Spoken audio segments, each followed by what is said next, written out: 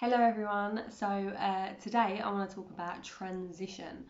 So I've been reading recently Joseph's story in Genesis, and I really love this story. It's a really amazing story. So go check it out if you haven't read it. But what really stood out to me was the transition period between Joseph's excitement of his dream and his fulfillment of it. So Joseph's excitement of his dream and fulfillment of it, there was a transition period. And it was a long time. So he started having all these exciting dreams at 17, but none of them actually come to pass until he was like 30. That's a long time. So I'll quickly recap the story. So Joseph was this guy, he was like the brother, one of 12 brothers. His dad loved him more than any of them. And he started having all these amazing dreams about how people are going to worship him and bow down before him. And he gets excited. So he starts telling people, he's like, oh my days, like this is what's going to happen. So there's an excitement of his dream, okay? And then his brothers get really annoyed. They're like, listen, this ain't happening. We're just going to kill him off because he's just very annoying. But instead of trying to kill him off, they sell him. So they sell him and he ends up as, a slave to Potiphar. So he's in Potiphar's gaff, but it says God is with him, okay, in that place. And he gets promoted. So he's now running the show in Potiphar's yard, right? And then next minute, Potiphar's wife is all coming in. It's like, oh, hey, to Joseph, yeah. So basically, Potiphar's wife tries it with Joseph. She's just like, sorry, he's like, no, I'm not having that. So then she flips it and was like, listen, Joseph tried it with me. He gets chucked in prison. Oh, what are the chances? It's like, what if anyone's having a bad day? This is a bad day, right? And then, so yeah, anyway, he gets chucked into prison. But again, in prison, it says God was with him, okay? And he got promoted in prison. So he was now, like in charge of all, everyone in the prison, not the guards, but obviously like the other prisoners. And he starts interpreting dreams. And then from that, I'm trying to recap it really, really quickly, but from that, one of the prisoners gets released. He works for Pharaoh, and then Pharaoh's having some mad dreams. And then this guy was like, oh, there was this guy in prison. He can interpret dreams. Let me go get him. So anyway, they bring Joseph out. He interprets Pharaoh's dream. And Pharaoh's like, boom, I'm going to put you in charge of the whole thing. Second in charge of Egypt. And then this is where we end up. He is now around 30. So that's like the story, kind of, recapped as much as possible. And then you can read everything that Joseph said was going to happened, and you can read that back in Genesis around 42. But what was really interesting was there's a transition period, and it said throughout that God was with him. And see, right now it really seems like a transition period for all of us. We're going from this old way of doing things into this new way. Everyone's talking about it. There's going to be a new normal.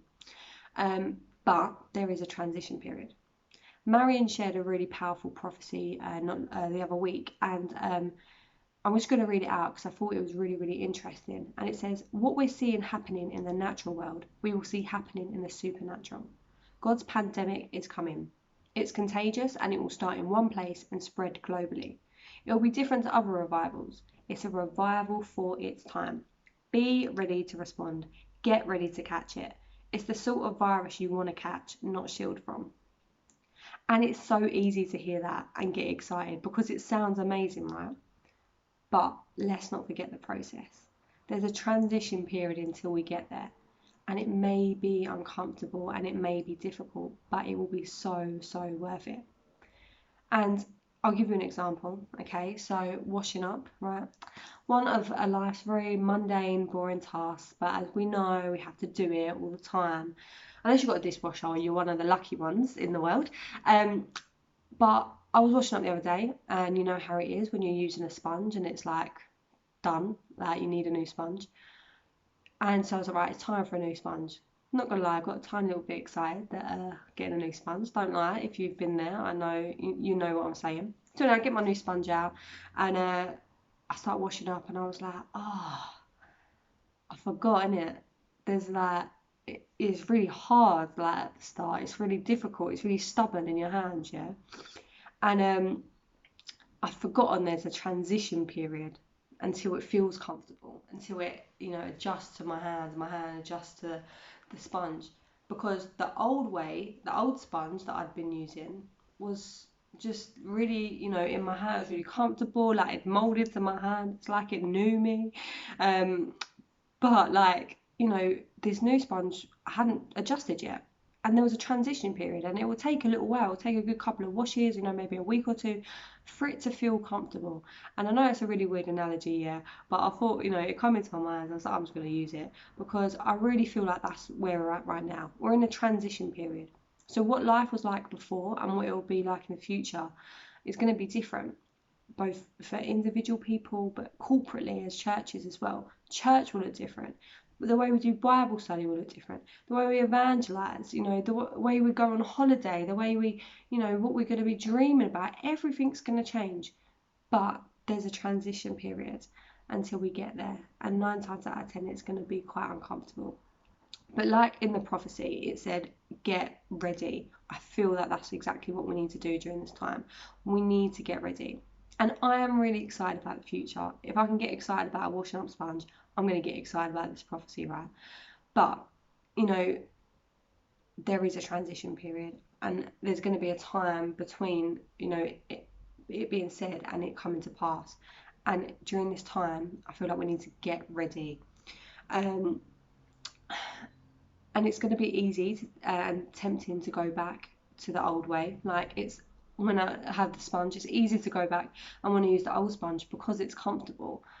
But let's not get sidetracked. Let's not, get tempted to go back, because actually we're going forward, and it might be uncomfortable at the start. It might be really, alien, at the start. But what's on the other side is going to be amazing, and it's going to be great. But just take encouragement that actually during this transition period, although difficult, although uncomfortable, and although it feels like everything's chucked upside down, let's take encouragement that on the other side, it's going to be great. But let's get ready. Let's prepare ourselves. Ask God, what do I need to do? How do I need to prepare for what's to come? Things do I need to do to change? Or, what things do I need to do to prepare myself individually, as a family, as a church?